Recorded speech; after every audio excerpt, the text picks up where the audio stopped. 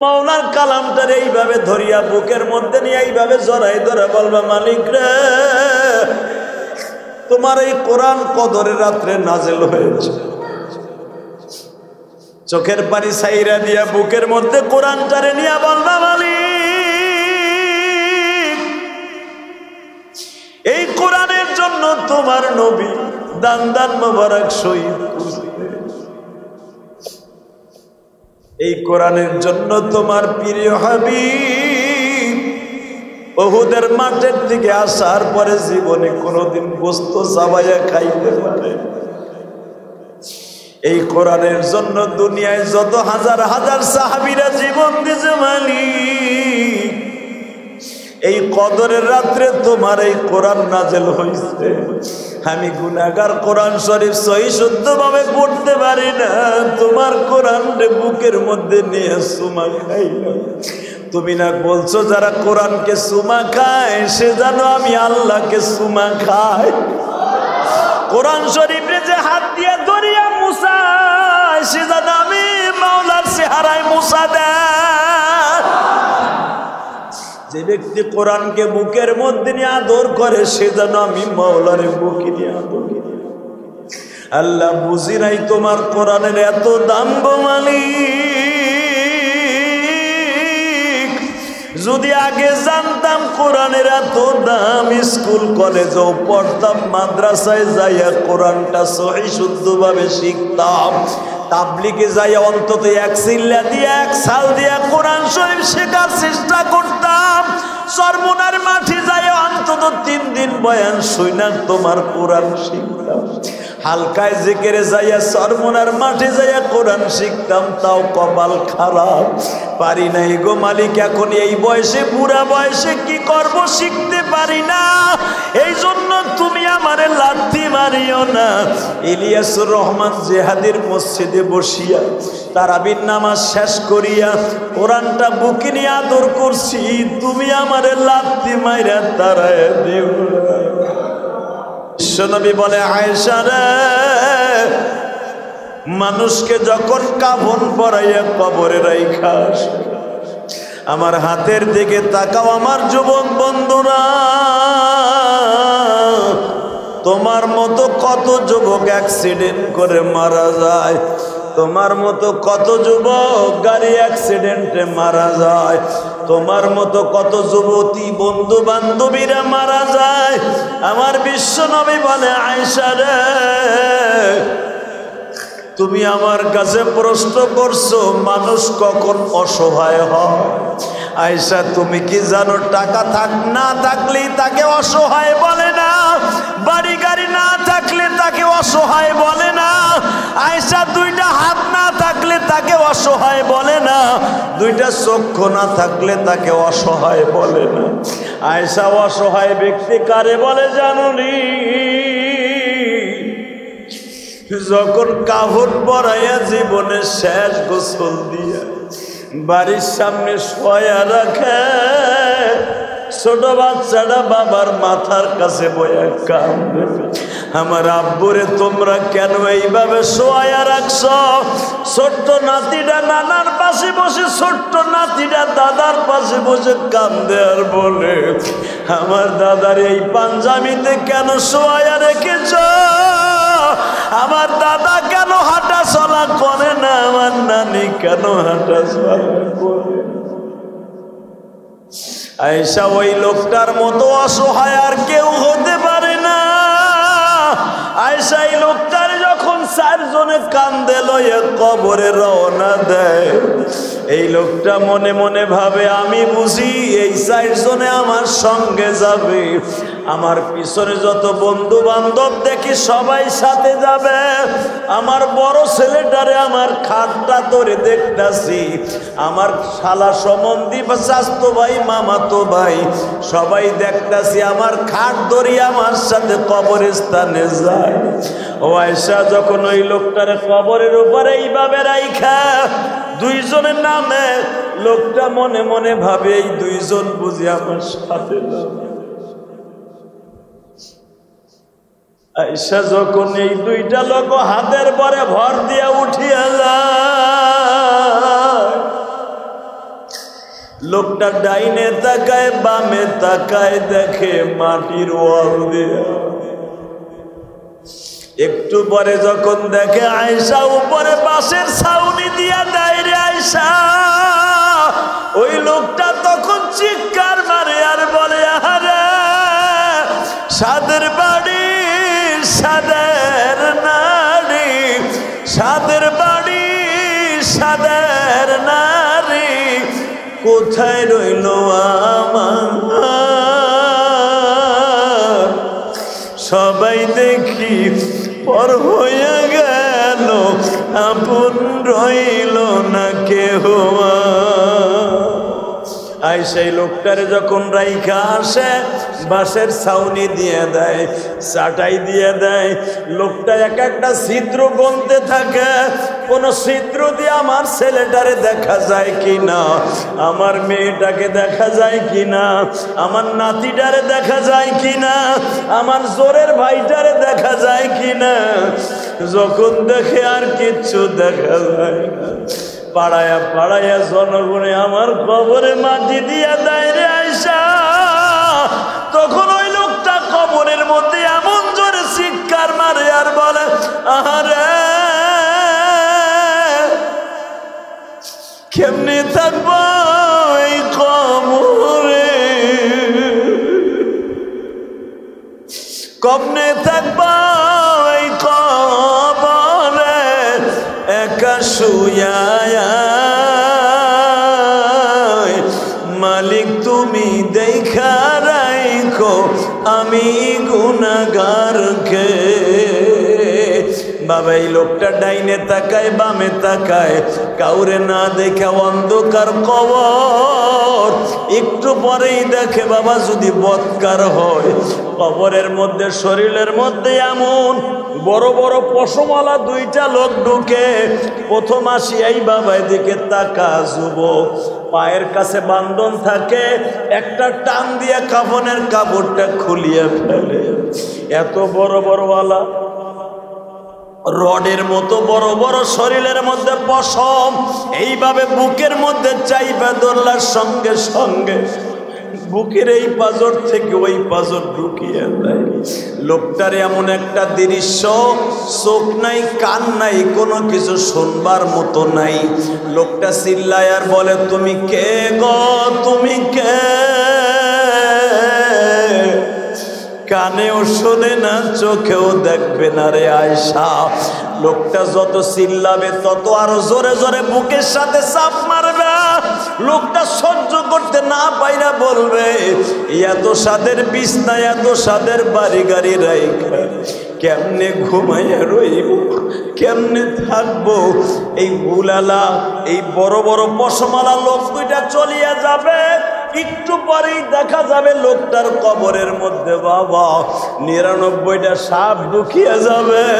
সে একটা সাপ ফজরের নাম বলিয়া সমস্ত বডিটারে পেঁচাইয়া ফেলবে। সমস্ত বডিটা পেঁচাইয়া জিজ্ঞেস করবে, হুসিলাম বিসুদূর,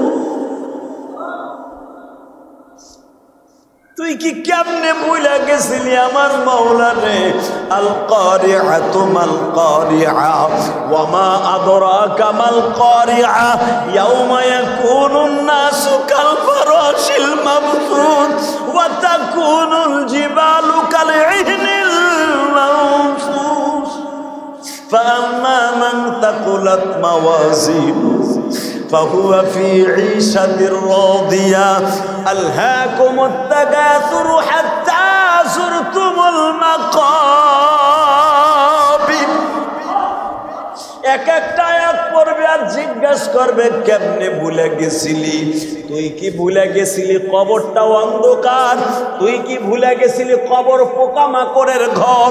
তুই কি ভুলে গেছিলি এমন একদিন আসবে ছেলে মেয়ে স্ত্রী পুত্র তোর কাছে কেউ থাকবে না? তুই কি ভুলে গেছিলি? يومئذ يصدر الناس أشتاتا ليروا أعمالهم فمن يعمل مثقال ذرة خيرا يره ومن يعمل مثقال ذرة شرا يره। তুই কি ভুলে গেছিলি রে বান্দা? দুনিয়ার আরাম আয়াস পায়া, দুনিয়ার খাট পালং পায়া তুই কি ভুলে গেছিলি আমি মওলা যে একজন আছি? এইটা কি ভুলে গেছিলি? তুই কি এই দিনটার কথা ভুলে গেছিলি যে তোর কবরে কেউ থাকবে না, তুই একা থাকবি? ইয়াউমাইদিন ইয়াসতুরুন নাসু আশতাতান লিয়ারাউ আ'মালাহুম। তুই কি ভুলে গেছিলি? ওয়া হুসিলা মা ফিস সুদুর। তুই কি ভুলে গেছিলি? তোর এমন একটা দিন আসবে, ইয়াউমা নাহশুরুল মুত্তাকিনা ইলার রহমানি ওয়াফদা। এমন একটা দিন আসবে তোর রোজে মাহশার কায়েম হবে, তোর হিসাব নিকাশ দিতে হবে, তোর জমিন তোর বিপক্ষে সাক্ষ্য দিবে, তোর হাত পাও তোর বিপক্ষে সাক্ষ্য দিবে। তুই কি ভুলে গেছিলি? কোনো জবাব থাকবে না। আল্লাহ ওই দিনটা আসার আগে ঈমান আমল ঠিক করে দিক। জোরে করেন আমিন। তাকানে দিকে পয়সা ওই লোকটার মতো অসহায় পৃথিবীতে কেউ থাকবে না।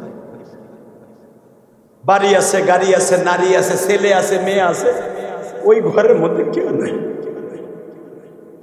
একা একা পড়ে থাকতে হবে। ওই একা একাত্ম জীবন আপনারও আসবে, আমারও আসবে। কথা ঠিক না বেটে? জোরে কর, আরো জোরে। ডাক্তার ইউনূস এখন ক্ষমতায়, প্রধান উপদেষ্টা। ডাক্তার ইউনূসকেও যেই 3খানা কাপড় দিবে, আমি সদরউদ্দিন সেও 3খানা কাপড় দিবে। সাবেক প্রধানমন্ত্রী শেখ হাসিনাকেও যেই 5খানা কাপড় দিবে, ওই 5খান কাপড় দিয়ে আমার জনম দুঃখিনী মায়েরও শোয়াইছে। বেগম খালেদা জিয়া মারা যাওয়ার পরে যেই 5খানা কাপড় দিবে, ওই 5খানা কাপড় আমার জনম দুঃখিনী মাকেও দেওয়া হয়েছে। কথা বলেন না কেন? প্রেসিডেন্ট জিয়াউর রহমানকে যেই 3খানা কাপড় দিছে, শেখ মুজিবুর রহমানরে ওই 3খানা কাপড় দিছে। জিল্লুর রহমানরেও যেই 3খানা কাপড় দিছে, আব্দুর রহমান বিশ্বাসকে ওই 3খানা কাপড় দিছে। কথা বলেন না কেন? প্রাণের ভাইরা, 3 নম্বরে হলো জিয়ারত। কেন জিয়ারত করবেন? আপনার জনম দুঃখিনী মা কবরে এতিম হয়ে পড়ে রয়েছে। মসজিদের কোনায় বসে সূরা ইয়াসিন তেলাওয়াত করে, অথবা ঘরের মধ্যে সূরা মুলক, সূরা ইয়াসিন তেলাওয়াত করে আপনি যখন হাত দুটো তুলবেন, আল্লাহ আমার মা ওই বাগানে কেমন আছে জানি না, আমার বাবা কবরে কেমন আছে জানি না, চোখের পানি নাকের ডগায় আসার আগে আপনার মায়ের কবর আযাব মাফ, আপনার বাবার কবর আযাব মাফ, আপনার ভাইয়ের কবর আযাব মাফ, আপনার বন্ধুর কবর আযাব মাফ, আপনার স্ত্রীর কবর আযাব মাফ, আপনার সন্তানের কবর আযাব মাফ। এখন যদি এই রাত পাওয়ার পরে হুইয়া থাকে না, ঘুমায় থাকে না, শীত হয়ে থাকে বউ লইয়া, আপনার মতো কপাল পোড়া এই জমিন একটাও নেই। কথা কন না কেন? কথা কন। এই জন্য কদরের রাত আল্লাহ একটা দেয় নাই, কারণ আল্লাহ জানে একটা যদি দেই বদমাইশ গুলো ওই রাত্রে একবারে মসজিদের টাইলস কালা বানায় হালাবে, সেজদা দিতেছে। কথা কন না কেন? আমি আল্লাহ জানি কদরের রাত্রে যদি আজকে শুধু 27 রাত্রে দিতাম, ওরা 27 রাত্রে আমি আল্লাহরে ডাকতে ডাকতে ফজর বন্ধ একবারে পুরো তামা তামা বানায় হালাইতো, যে মনে হয় এই রাত্রি আল্লাহরে পাবো। আমি এই জন্য আমি আল্লাহ কদর রাত্রে একটা দেই নাই, 5টা দিছি। কয়টা? জোরে কর, আরো জোরে। এইটা দিয়া চলে গেল কয়টা? কথা কর না কেন? হ্যাঁ, আছে কয়টা? একটা আছে, 29 তারিখ। এই মুসলমানের পোলা, আমি সবে বরাত 2টা পাইছি, একটা পাইছি, দোনোটা পাইছি মদিনায়। আলহামদুলিল্লাহ বলেন। আমি যখন প্রথম সবে কদর পাইলাম, আমাকে বাংলাদেশে তখন ছিল 18 রোজা, সরি বাংলাদেশে ছিল 20 রাত, আর ওই দেশে ছিল 21 রাত। 21 রাত্রে একবারে আমি রসুলের রওজার পাশে ছিলাম। রসুলের রওজার পাশে বইয়া জিরো জিরো চিল্লাই চিল্লাই বলছি, ও মালিক, এই কদরের রাত আমার জীবনে আর পাবো কিনা জানি না, তবে তুমি আমারে মাফ না করে মদিনার থেকে বাংলাদেশে নিও না। আমার মনে হয় এই বছর 21 তারিখ সম্ভবত কদরের রাত্র চলে গেছে। আলহামদুলিল্লাহ বলেন। আমি যার কাছে জিজ্ঞেস করছি, সমস্ত উলামা একরাম বলেন 21 তারিখে বাংলাদেশে সবে কদর চলে গেছে। সম্ভবত বলা যাবে না ওই রাত্রি গেছে, হতে পারে 27 তারিখও আজকে চলে যেতে পারে। কথা বলেন না কেন? যারা 30 পারা কোরআন শরীফ নামাজের মধ্যে দাঁড়ায় দাঁড়ায় শুনছেন, আপনার মতো বাচ্চা আর কেউ নেই। যারা 30 পারা কোরআন শরীফ যে হাফেজরা পড়াইছে, এক একটা খতমের বিনিময়ে 70টা করে খতম পাইছে। এই জন্যই তো হাফেজ কোরআনের সিনা পচবে না, এই জন্যই তো হাফেজ কোরআনের মাথার ঘিলু কোনোদিন নষ্ট হবে না। এই জন্য হাফেজ কোরআনকে আল্লাহ রাব্বুল আলামিন তার মা বাবাকে নূরের টুপি পরিধান করাবে। সর্বপ্রথম আমার আল্লাহ নিজে তার চেয়ারে, আল্লাহ চেয়ারে বসার আগে হাফেজের মা বাবারে বসাবে। আরো জোরে বললেন না? এই মুসলমানের পোলা, ভালো করে বুঝেন, একটা পোলারে, একটা নাতিরে, একটা মেয়েরে কোরআনের হাফেজ বানাবে। কসম আল্লাহ, আপনার মতো দামি পৃথিবীতে কেউ নেই। কথা বলেন না কেন?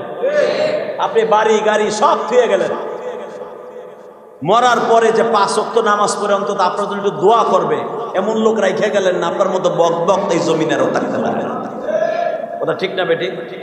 তো এই জন্য বিশ্বনবী বলেন, যারা কোরআন তেলাওয়াত করে ইবাদত করার পরে মোটামুটি করে কবর জিয়ারাতের নিয়াত করে মসজিদের কোনায় হোক, ঘরের কোনায় হোক, বসে বসে নামাজ পড়বে, আল্লাহ সুবহানাহু ওয়া তাআলা তার বাবা মাকে টার্গেট করে যেই দোয়া করবে দোয়া কবুল হয়ে যাবে।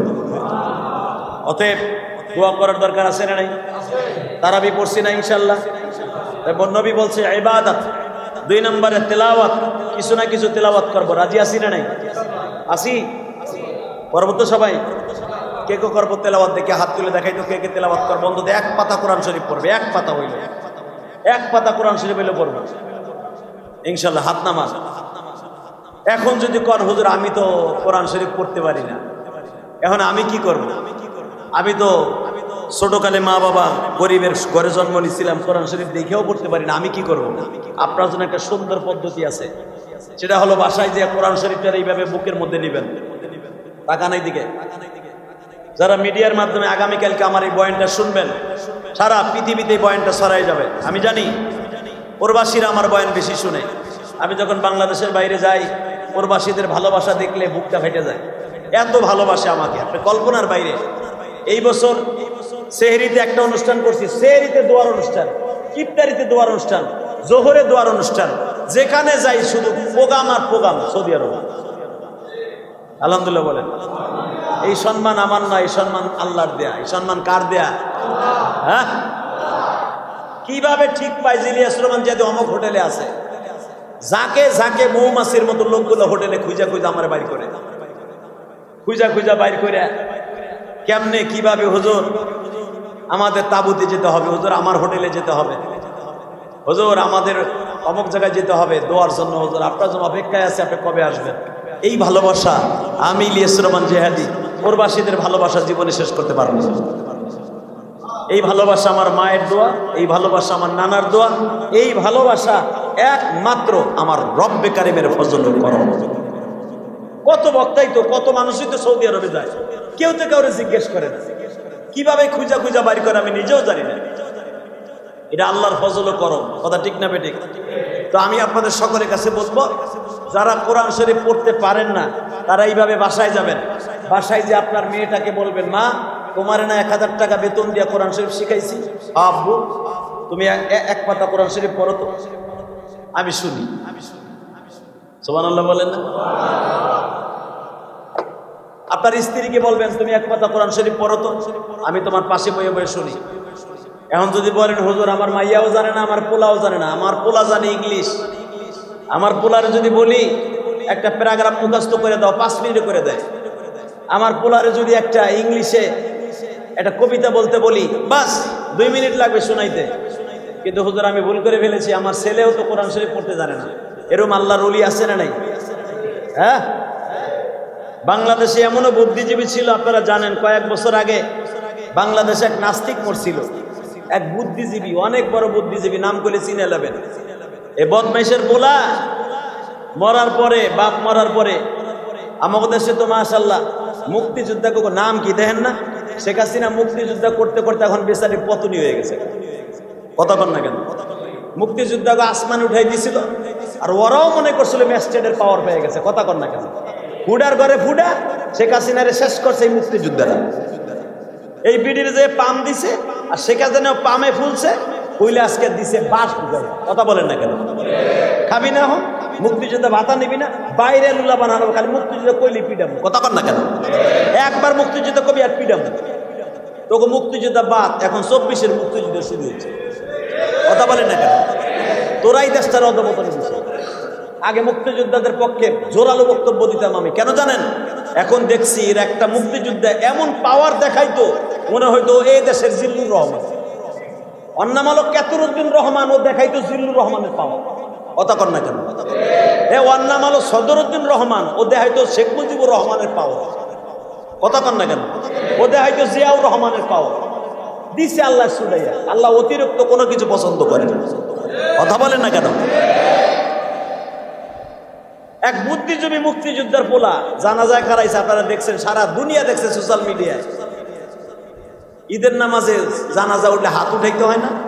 মুক্তিযুদ্ধের পোলা জাতীয় ঈদগাহে ঈদে তার জানাজার নামাজ পড়তে খাড়াইছে। এ মনে করছে এত জীবনে কেমনে পড়ে এটা দেখে নাই। সবাই জানাজায় খাড়াইছে, উনি বুদ্ধিজীবীর পোলা, উনি হাত উঠাইতেছে, উনি ঈদের নামাজ পড়তেছে। আর মিডিয়াও কি বেজরমা ওই দিকে ওর দিকে ধরে রাখছে। বুদ্ধিজীবীর পোলায় করে কি মগার পর মগায় করে কি? সবাই তাকবীর দেয়, হাত না এইভাবে বান্ধা তারাবি। এই জানাজার নামাজে কি হাত উঠাইতে হয়? কথা কর না কেন? মশা খাইতেছে। মিডিয়া ভালো করে এটা কভারিং করছে।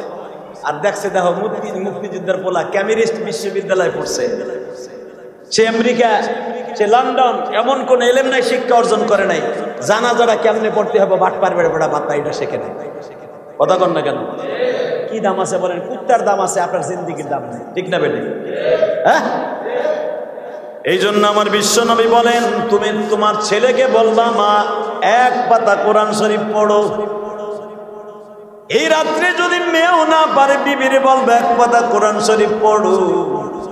যদি এটাও সেও না পারে, অন্তত তুমি আমার মাওলার কালামটার এইভাবে ধরিয়া বুকের মধ্যে নিয়ে এইভাবে জড়াই ধরে বলবা, মালিক রে, তোমার এই কোরআন কদরের রাত্রে নাজেল হয়েছে। চোখের পানি সাইরা দিয়া বুকের মধ্যে কোরআনটারে নিয়ে বলবা, মালিক,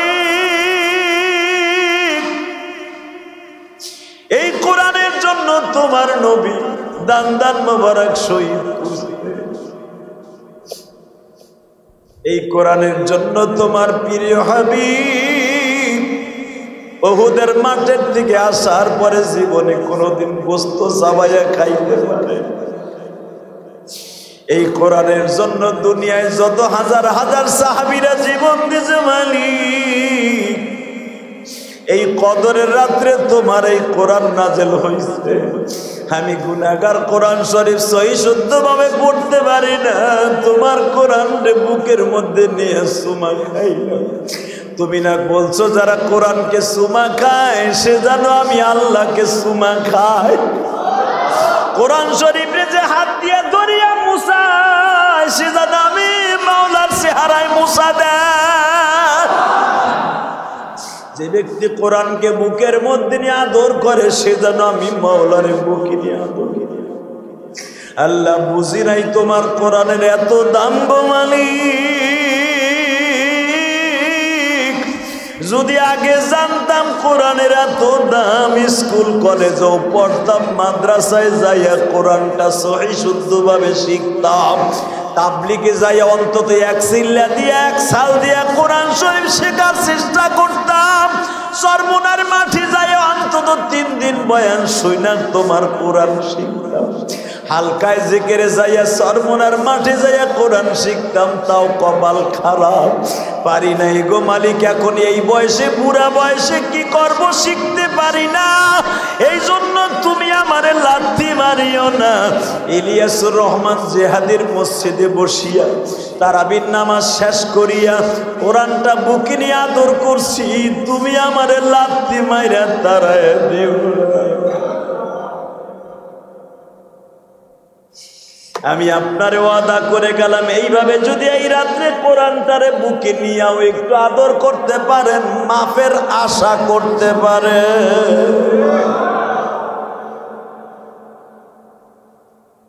এক নম্বরে ইবাদত, বলেন 2 নম্বরে তেলাওয়াত, 3 নম্বরে জিয়ারত। ঘরের কোনায় বসিয়া জনম দুঃখীর মায়ের কথা মনে করে এইভাবে কাঁদবা। কিভাবে শিখে? আমি আপনাদের কাছে আমার নিজের কথা বলি, আমি ঈদের সময় আসলে সহজে নিজে কোনো জিনিস কিনতে চাই না। নতুন ঈদের জিনিস আমি সহজে পড়তে চাই না। হয়তো কয়েক বছর ধরে কিনি, বাসার থেকে কেনে, অথবা অনেক বন্ধু বান্ধবে হাদিয়া দেয়, অনেক মুসল্লিরা হাদিয়া দেয়। তাও আমি বেশিরভাগ নতুন জিনিস পরে আমি ঈদের নামাজ পড়াইতে যাই না। আপনারা খেয়াল করবেন, আমি আগের পুরান জিনিস পরে, কারণ আমার জামা কাপড় এমনিতে সারা বছর নতুন থাকে। কেন আমার পাঞ্জাবি জামা কয়টা আমি নিজেও কইতে পারবো না। কেন হজে গেছি, কত মুহিব্বিনরা আনবো না, জোর করে হুজুর আমার এই পাঞ্জাবিটা আপনার নিতে হইবে। আর পাঞ্জাবিটা এক 2 টাকার দাম না, এক একটা পাঞ্জাবির দাম 20,000, 24,000, 26,000 টাকা এক একটা পাঞ্জাবির দাম। আলহামদুলিল্লাহ বললেন না? 15,000, 20,000 টাকা একটা জুব্বার দাম। জোর করে করে দিয়ে দেয় লাগেজের মধ্যে। এই ভালোবাসা একমাত্র পিছনে আমার জনম দুঃখিনী মায়ের দোয়া। বিশ্বাস করবেন না, এই বছর একটা ছেলে মক্কায়, খালেদিয়া জায়গার নাম, খালেদিয়া ওয়াহেদ জায়গার নাম, একটা ছেলে পাঞ্জাবির কারখানা, অনেক দামি দামি কতগুলো পাঞ্জাবি আমারে দিছে, নিজে বানায়। আমারে বলে, হুজুর আমি যদি আপনার একটা পাঞ্জাবি দিই আর আপনি আমার পাঞ্জাবিটা পরেন, আমি যদি কোনোদিন ইউটিউবে দেখি মনে করব এই পাঞ্জাবিটা বলে আমার বাবাই পড়ছে। এই ভালোবাসা টাকা দিয়ে কেনা যায় না, কথা ঠিক না বেঠিক? এই ভালোবাসা কোনোদিন টাকা পয়সা দিয়ে কেনা যায় না। এই ভালোবাসা আল্লাহর পক্ষ থেকে আসে, কথা ঠিক না বেঠিক? বাজান ভালো করে দেখবেন, আর মাত্র যদি রোজা 29টা হয়, তারাবি আছে 2টা। কয়টা? এই 2টার ভিতরে সবে কদর আছে না নাই? হ্যাঁ, আমার মালিক বলে, বান্দা রে 29 তারিখ যদি সবে বরাত হয়, কবে হবে তুই জানোস না? সবে বরাত যদি 29 তারিখে হয়, আমি মালিক তোর সাথে ওয়াদা দিলাম, তোর জন্য জান্নাত ওয়াজিব। যদি সবে বরাত অন্তত সবে কদরে 2 রাকাত নামাজ যদি তুই সাক্ষী রাখতে পারস, তোর জন্য জান্নাত ওয়াজিব। আজকে যখন পাইছি, আগামী 29 তারিখ সবে কদর পাবো কিনা তার সন্দেহ। আজকে যখন পাইছি, ইনশাল্লাহ আজকে অন্তত 4 রাকাত, 8 রাকাত, 6 রাকাত নামাজ পড়বো ইনশাআল্লাহ। এখন যদি ভালো না লাগে, বাস বাসায় যে ঘুমায় পড়বেন। সেহরিতে অন্য অন্য দিন ওঠেন আধা ঘন্টা আগে, আজকে একটু 1 ঘন্টা আগে উঠবেন। কয় ঘন্টা? কারণ আমার আল্লাহ তানাজ্জালুল মালাইকাতু ওয়ার রূহু ফিহা বিইذনি রাব্বিহিম মিন কুল্লি আমর। বান্দা আমি প্রথম আসমানে আইছি, আমি হাত 2টা বাড়ায় বলছি, আয় আলা মিন মুস্তাগফিরিন ফাআগফির আলা। জীবনে কত গুনাহ করছো, শয়তানের ঢোকায় পড়ে আমার কাছে চা, আমি তোর গুনাহ সব মাফ করে দিব। আলা মিন মুস্তারজিকিন, তোর চাকরি নাই, তোর ঘর ভাড়াও দেয় নাই, এখনো মার্কেট করতে পারস নাই, আমি জানি। রাজনৈতিক ভাবে তুই পঙ্গু হয়ে গেছো। আগে আওয়ামী লীগ করতি, এখন বিএনপির ঠেলায় আর জামাত ইসলামের গুতায় তোর চান্দা দিতে দিতে তোর পকেটে পয়সা নাই, আমি আল্লাহ জানি। কথা কর না কেন?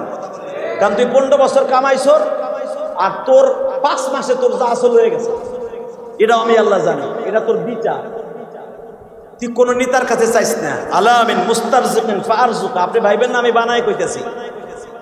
আপনার পকেটে টাকা আছে না নাই আল্লাহ জানে কি জানে না? জোরে কোন? জানে কি জানে না? আপনি কয়টা মিথ্যা মামলা খাইছেন দোষ না করেও, এটা কে জানে? আল্লাহ সেই কথা বলে, আলা মিন মুস্তারজিকিন ফারজুকা। মিথ্যা মামলা খাইছ, তুই জানো স্যার, আমি জানি তুই এটা করস নাই, দলের কারণে মামলা খাইছ। আমি ওয়াদা দিছি তোর মামলার উকিল আমি হব। সুবহানাল্লাহ। সেহরির সময় যে কই, এ জোরে কও।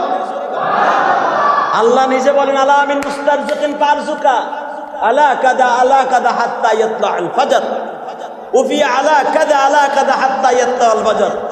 এইভাবে তোর মনের যত কথা আছে আমার কাছে ক, কদরের রাত্রে আমি সব শুনবো। কারণ আমি তোর কাছে চলে আসছি, তুই যা করবি তাই শুনবি। তোর কাছে হাত বাড়ায় দিছি, চা, কি চাবি চা, আলা কাদা, এইভাবে চাইতে থাক। তুই যা চাবি তাই, তুই যা চাবি তাই। আল্লাহর কাছে চাইতে কম চাবো, হ্যাঁ, প্রথম চাবো আজকে আল্লাহ আমাকে মাফ করে দাও। কি চাবো বলেন? 2 নম্বরে আমার জনম দুঃখিনী মায়েরে মাফ করে দাও। 3 নম্বরে আমার বাবারে মাফ করে দাও। 4 নম্বরে আল্লাহ এমন সম্পদ তুমি আমারে দিও কারোর সামনে যেন মাথা নত করতে না হয়, আবার এমনটা দিও না যেন তোমার রাস্তা থেকে সরে যায়। আছে না নাই? হ্যাঁ, অনেকে দেখবেন সম্পদের গরমে ও আল্লাহরই ভুলে যায়। আছে না নাই? আপনি বিশ্বাস করবেন না, গতকালকে একটা প্রোগ্রামে গেছিলাম আমি, একজনে বলতেছে তার দোকানে বইয়া, আরে বেটা টাকা হইলে আল্লাহরও কেনা যায়। হ্যাঁ, নাউজুবিল্লাহ বৌরলিয়ে ঘুমাইয়া কই মিয়া, ভালো করে বুঝো টাকা থাকলে আল্লাহরে কেনা যায়। হ্যাঁ, কথা আসতে কইলেন যে রাস্তার উপরে কি কমু আরে কর, তো আর আমি কিছু করতে পারি না। আমি যদি কইলে যে একটা অপমানজনক কথা, টাকা হইলে আল্লাহরে কেনা যায়, তার মানে আমার আল্লাহ মাঝে মাঝে মামলা খাইয়া টাকা টুকা পকেট খালি হয়ে যায়। ওর মতো বদমাইশের কাছ থেকে টাকা নিয়ে আল্লাহ মামলা খালার চায়, তাই না? আল্লাহ কি বলে শোনেন আল্লাহ কোরআনে, তাবারাকাল্লাযী বিয়াদিহিল মুলক। হে বান্দা তুই আমার কি মনে করোস? তাবারাকাল্লাযী বিয়াদিহিল মুলক, আমি আল্লাহ এত বড় সম্পদের মালিক, সারা পৃথিবী আমার হাতের মুঠোর মধ্যে। আল্লাযী খালাকাল মাউত ওয়াল হায়াত, তোর মরণ তোর জীবন আমার হাতে। ঠিক না বেঠিক? কে বলছে এই কথা? হ্যাঁ, যদি এই সূরাটা পারেন পড়বেন বাসায় যে পড়ে, আপনি যদি কালকে মারা যান অথবা আগামী রমজান আসার আগেই মারা যান, এই কদরের রাত্র সাক্ষী এই সূরা মুলক আপনার কবরের ভিতরে একটা পাখি হইয়া ঢুকবে। পাখি হইয়া ঢুইকা আপনার ডানার মধ্যে ঘুম পড়াইয়া একটা উড়াল মারবে। একটা উড়াল দিয়া আপনার রুহুটারে লইয়া আল্লাহর আসমানে চলে যাবে। আপনার ডানার মধ্যে নিয়ে কিয়ামত পর্যন্ত এই পাখিটা ঘুমায় থাকবে। রোজে মাহশার ইয়াউমা নাহশুরুল মুত্তাকিনা ইলা রহমান ইয়াবদা, আল্লাহ কোরআনে বলেন যেদিন কিয়ামতের মাঠ কায়েম হবে সেদিন এই পাখিটা একটা পান খায় ডাকা দিবে, একটা ঝাড়ি দিয়ে আপনারা ফেলবো কিয়ামতের মাঠে। ফেলাই আবার বগলে নিয়ে বলবো, আল্লাহ এর এতদিন যখন আমার পাখার মধ্যে রাখছি, এর এই পাখার মধ্যে থেকে বাইর করে জাহান্নাম দিও না। এর সূরা মুলুকের আমল করার কারণে, তোমার এই সূরাটার আমল করার কারণে এর জান্নাত দিবা, তারপর আমি এখান থেকে চলে যাব। সূরা মুলক আপনার উকিল হয়ে আপনাকে জান্নাতে ঢুকায় দিয়া এরপর আল্লাহর কোরআন আল্লাহর কাছে চলে যাবে। সূরা মুলক যারা পারেন এই রাত্রে তেলাওয়াত করবেন। সূরা ইয়াসিন যারা পারেন এই রাত্রে তেলাওয়াত করবেন। ইনশাআল্লাহ আশা করা যায় মাপ পাবো।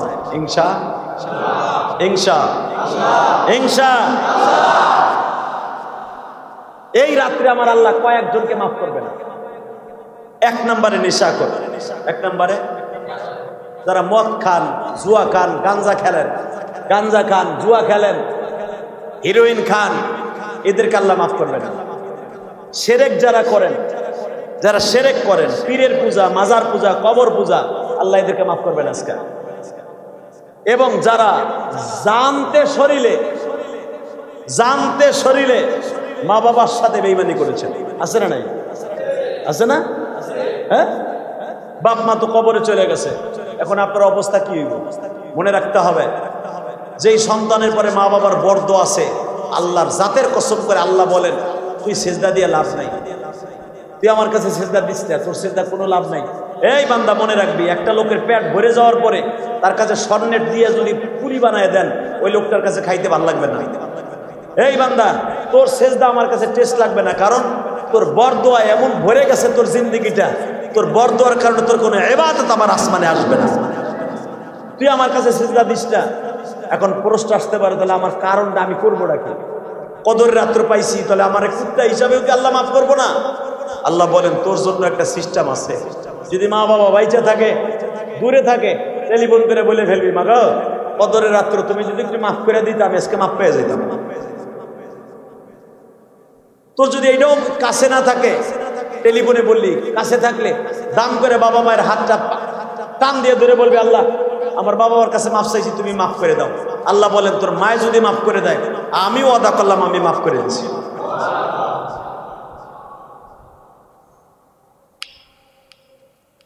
আপনি জুয়া খেলতেন, ওয়াদা করে ফেরেন এই রাত্রে, আল্লাহ আমি জানি তুমি প্রথম আসমানে আসো, তুমি আমার কবরে আছো, আমি আর জুয়া খেলবো না, আমার মাফ করে দাও। আল্লাহ বলেন যা, মাফ করে দিলাম। তুই যদি এইভাবে কস আল্লাহ আমি সুদ খাইতাম আর খামু না, যা, তুই যখন আমার কাছে ওয়াদা করছো এই রাতের খাতির আমি তোরে মাফ করে দিছি, কারণ আমি অন্তরের খবর জানি তুই কি করবি না করবি, আগামীকালকে আমি মাফ করে দিছি।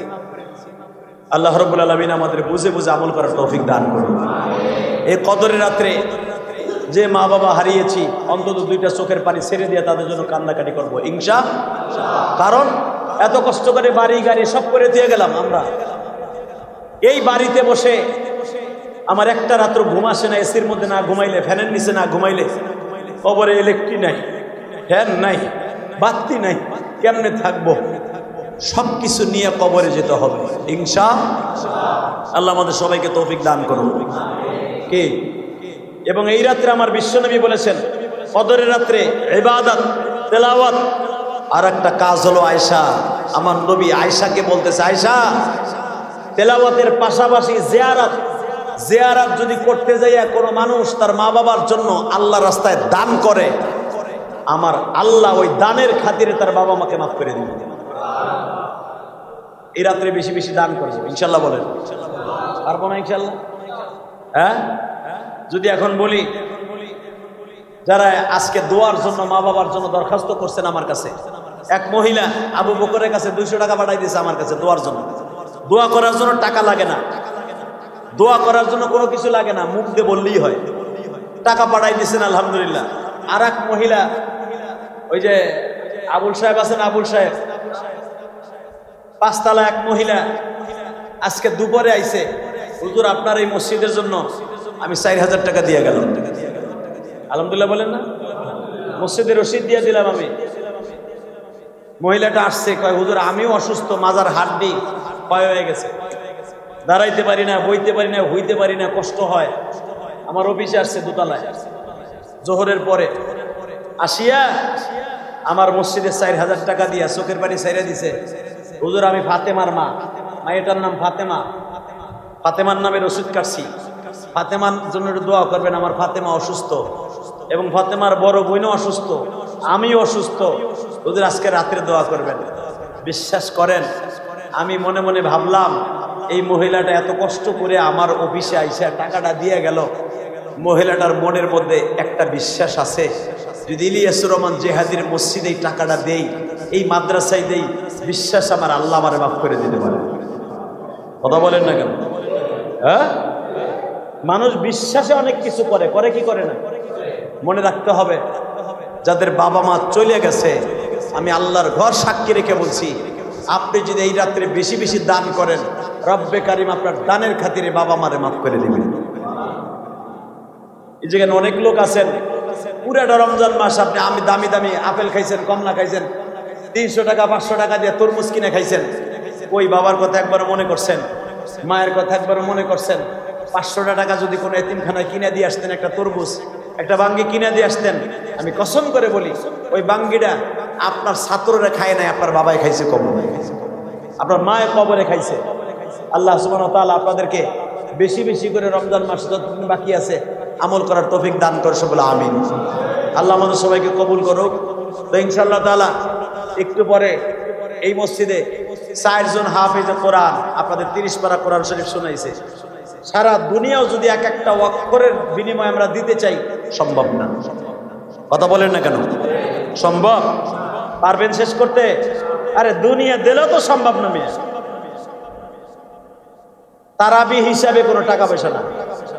এরা 4টা লোক আমাদের পিছনে শ্রম দিছে, আমরা কোরআনের হাফেজ না, এরা আমাদের কোরআন শরীফ শুনাইছে এই জন্যও না, নামাজের মধ্যে পড়ছে এই জন্যও না, তারাবি পড়ে কোরআন খতম শুনে কোন হাফেজ সাহেবকে চাওয়া দেওয়া জায়েজ নাই। আমরা কেন দিচ্ছি তাহলে? কেন দিচ্ছি? এত কষ্ট করে কেন উঠাইছি? কার জন্য উঠাইছি? একমাত্র উঠাইছি এরা অধিকাংশ গরিব মানুষ, ঠিক না বেঠিক? এরা অধিকাংশ আমাদের পিছনে শ্রম দিছে, আমাদের ভালোবাসার মানুষ, এদের পারিশ্রমিকও না, এরা আমাদের মসজিদের একজন মেহমান, আমার এলাকায় এখানে আসছে, আমি মেহমান হিসাবে তাদেরকে কিছু হাদিয়া দেব। আলেম হিসাবে যদি আমি হাদিয়া দেই, বিশ্বনবী বলেন যে ব্যক্তি আলেমকে হাদিয়া দিল সেজন্য আমি নবীকে হাদিয়া দিল। ওই আলেমকে হাদিয়া দেওয়ার নিয়ত করে ইনশাআল্লাহ তাআলা যদি আমি কিছু পকেট থেকে খসাই, আমি আল্লাহর ঘরকে সাক্ষী রেখে বলি আল্লাহ আমার জন্য জান্নাত দিবেন ইনশাআল্লাহ। বলেন রাজি আছেন না? আছেন? এখন যদি আমি কই এই হাফেজ সাহেবদেরকে আমি বিদায় করবো, এরা বাড়তে যাইব, আপনার ছেলে মেয়ের যে লাগা 5,000 10,000 টাকার মার্কেট করছেন, এই হাফেজ সাহেবরে আপনি অন্তত 500টা টাকা দিবেন, 5,000 দেওয়ান লাগবো না, 1,000টা টাকা দিবেন। আপনার জনম দুঃখিনী মায়ের 1,000 টাকা দিয়ে একটা জনিপ্রিন শাড়ি কিনতেন না, মা কবরে আরামে থাকবে। আমি জিহাদি গ্যারান্টি দিলাম এই কদরের রাত্রে দানের জায়গা পাইতেছেন না, দেন তো কে দিবেন? 1,000 টাকা 500টা টাকা এই আলেমদেরকে সাহায্য করবে, আলেমদেরকে হাদিয়া দিবেন। আসেননি কেউ? হুজুর আমি 500 টাকার একটা নোট বাইর করে দিলাম আমার মায়ের জন্য, 1,000 টাকার নোট বাইর করে দিলাম আমার বাবার জন্য। আমার বিশ্বাস আপনার বাবা মা কবরে ভালো থাকবে ইনশাল্লাহ। কি দিবেন নি কেউ? 500 টাকা, 1,000 টাকা, অথবা আজকে পারবেন না, রাত্রে নিয়ে আসেন নাই, জুমায় নিয়ে আসবেন আগামীকালকে। আসেন কেউ? ওয়াদা করবেন আপনি দিবেন। কত? 500। আর কে দিবেন 500 1,000 টাকা? আজকে নিয়ে আসেন নাই, কালকে দিয়ে দিবেন আপনি। আর কেউ নাই? হ্যাঁ, আপনিও দিবেন মাশাআল্লাহ। শোনেন, দানের জন্য মন থাকার দরকার আছে, আছে না নাই? অনেকে বাড়ির মালিক, গাড়ির মালিক, সবকিছুর মালিক, দেখবেন দানের ক্ষেত্রে সবার পিছনে ওই ব্যক্তি, আছে না নাই? এই যে আমি উমরায় যাওয়ার আগে আপনি বিশ্বাস করবেন না, আমি এই হাফেজদেরকে 20,000 টাকা দিয়ে গেছি। কত? হ্যাঁ, আমি যদি আপনারে কই আপনি 20,000 না 2,000 না, আপনি চিত হয়ে পড়বেন। 20,000 টাকা দিছি, ভিতরে এক জাররা পরিমাণ কোনো পুরনি নাই, জ্বালানি নাই। গত বছর তারাবিতে আমি গত বছরও 15,000 টাকা দিছি মসজিদে। এখন যদি কোন মসজিদ আপনি করছেন, আপনি দিবেন না, কে দিব? না, মসজিদ আমি করছি, মসজিদ আমার না। কথা কর না কেন? মসজিদ আপনাদের। মসজিদ কাদের? আপনাকে সবাই। আমি ইলিয়াস রহমান জিহাদির মসজিদ না, এটা আপনাদের। আমি বারবার বলি, এখন যদি আপনি মনে মনে ভাবেন না এটা আমার মসজিদ, না, এটা ভুল হবে। মনে রাখবেন, আল্লাহর ঘর মনে করে দিবেন, আল্লাহর জান্নাতে ভালো থাকবেন। কি কে দিবেন বলেন? আর 500 1,000 টাকা কে? আর কে দিবেন? কে দিছে? আপনি দিবেন মাশাআল্লাহ। এই যে আমার ভাই এতে কাবে করছেন না কেন? এতে কাবে ভাইয়া 500 টাকা দিয়ে দিছে, সুবহানাল্লাহ বলেন না? আর একজন 500 টাকা আগে দিছে। দোয়াই লোক পাইবো না পাইবো কি? ওই পারের ওহেল ব্যাপারী চাইরে না দিবা না, আবার কবা আল্লাহ মাফ করে দিব, দান মান ছেড়ে দেহাই দিতে নাই।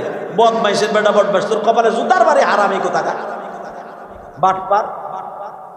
মাঝে মাঝে দাম দেখাই দেয়া সুন্নাত বেটা। কেন দেখাই দেয়া সুন্নাত? আমার দেখা থেকে আর একজন দিবে, আলহামদুলিল্লাহ বলেন। আর কে দিবেন কোন? আর কে দিবেন? আর কে? 1,500 টাকা আর কে দিবেন? শুনেন, কষ্ট লাগে কি জানেন? মসজিদে অনেকে দেখবেন পড়র কথা ঠিকই কইব। যদি কই 5,000 টাকা দেন, হাফেজ দাতে বিদায় করব, ইমাম সাহেব এত বছর আমাদের একটা বছর পরিশ্রম দিল, রমজান মাসে একটু দিব, ওই 1,500 টাকা দিতে সব জায়গায় ঠিক জায়গায় সব জায়গায় চলে, আর এক জায়গায় চলে না। আমার ভাই আসিলেন, আলহামদুলিল্লাহ, আল্লাহ আমার ভাই কবুল করেন। 1,000 টাকা দিচ্ছে, মারহাবা বলেন। আমি বলছিলাম না, দান করার ব্যাপারে নিজের বড় মনের তো দরকার আছে, আছে না নাই? আরে ভাই রে, আপনি যদি মামলা খান, আপনার 1 লাখ 1.5 লাখ 2 লাখ টাকা চলে যায়। আল্লাহ নিজে বলেন, তুমি যদি মামলা খাও, মিথ্যা মামলা, তোমার মিথ্যা মামলার উকিল আমি আল্লাহ হব। কদরের রাত্রে বেশি বেশি দান করবে। আর সদকাতু তারাদ্দুল বালা, তুমি বেশি বেশি দান করবা, তোমার 1,000 টাকা আমি 1 কোটি টাকার উপকার করবো আমি আল্লাহ। যদি কোন কেমনে করব, আমি দেখাই দেই আপনারে। জীবনের সবচেয়ে বড় উপকার কি জানেন? আপনার এই বডিটা নষ্ট হয়ে গেছে, আপনার কিডনি দুটা নষ্ট হয়ে গেছে, আপনি নিজেও জানেন না যে আপনার কিডনি বাদ হয়ে গেছে। আপনি জানেন না, আপনি খাইতেছেন, পড়তেছেন, লড়তেছেন, চড়তেছেন, আপনার কিডনি বাদ হয়ে গেছে, আপনি জানেন না। আপনি যে 1,000 টাকা আল্লাহ রাস্তায় দিছিলেন নিয়ত করে, আল্লাহ তুমি আমার ভালো করে দিও, এই কথা বলার সাথে সাথে রব্বে কারিম আপনার কিডনি দুটা ভালো করে দিয়েছে। আল্লাহ তাআলা আপনাকে কবুল করুক, জোরে কেন আমিন। এই 1,500 পারবেন না? 100 পারবেন না? 100 টাকাও পকেটে নাই। এ চান্দুগুলা দে, আয় এদিকে, দে তাড়াতাড়ি দে। এ চান্দু আর কে দিবে? 100 টাকা। এ তুই 200 লই আইছ রে, মাশাআল্লাহ। তোর চান্দু কইছি, তোর খুব ভালো লাগছে না? আর কে দেবে? 100 আও না, 50টা টাকাও নাই। এ চান্দু, এ ওয়াহেল ব্যাপারী, 50 টাকাও নাই। আরে কপালে জুতার বাড়ি রে। অটো গাড়িতে পড়েছি তো ঠ্যাং ভাঙে উপরে দিক বয়ে থাকবি, তখন ভাল লাগবে। দে 50 টাকা, দে 100 টাকা। আল্লাহ কবুল করুক, জোরে কানা আমিন। আল্লাহ সবাই কবুল করেন, জোরে কানা আমিন। আল্লাহ যারা মন লাগায়া, সবাই তো আর আল্লাহ বেশি 1000 টাকা দেওয়ার তৌফিক নাই। 50 টাকা, 100 টাকা, 500 টাকা যে যেখান থেকে দিচ্ছে আল্লাহ কবুল করেন। দেন আর কে দিবেন? 100 টাকা, 200 টাকা, 50 টাকা দেন, আল্লাহ কবুল করেন, জোরে কানা আমিন। আল্লাহ সবার টাকাগুলো কবুল করেন, জানে মালে বরকত দান করেন, হালাল রিজিকের ব্যবস্থা করেন। আল্লাহ সবার মনের আশা পুরা করেন। দেন আর কে দিবেন? আর কে দেওয়ার মতো আছেন? দেন 10টা 20টা টাকাও দেন। আরে আলেমদেরকে দিলে লস নাই রে ভাই, আলেমদেরকে দিলে লস নাই। দেন, আল্লাহ আপনাকে ভালো রাখবে। আমার মা বোনরাও দিতে পারবেন। হুজুর আমার মা নাই, আমার বাবা নাই, আমি বাসাতে পাঠাই দিলাম। কোরআনের হাফেজ, 30টা পারা তার বুকের মধ্যে দাঁড়ায় দাঁড়ায় নামাজের মধ্যে 30টা পারা শোনাইছে। আল্লাহ আমার পোলা হাফেজ হয় নাই, আমার নাতিরা হাফেজ হয় নাই, আমি হাফেজের দিলাম, আমি যেন হাফেজের মা হইয়া, আমি হাফেজের বাপ হইয়া কিয়ামতের মাঠে উঠি।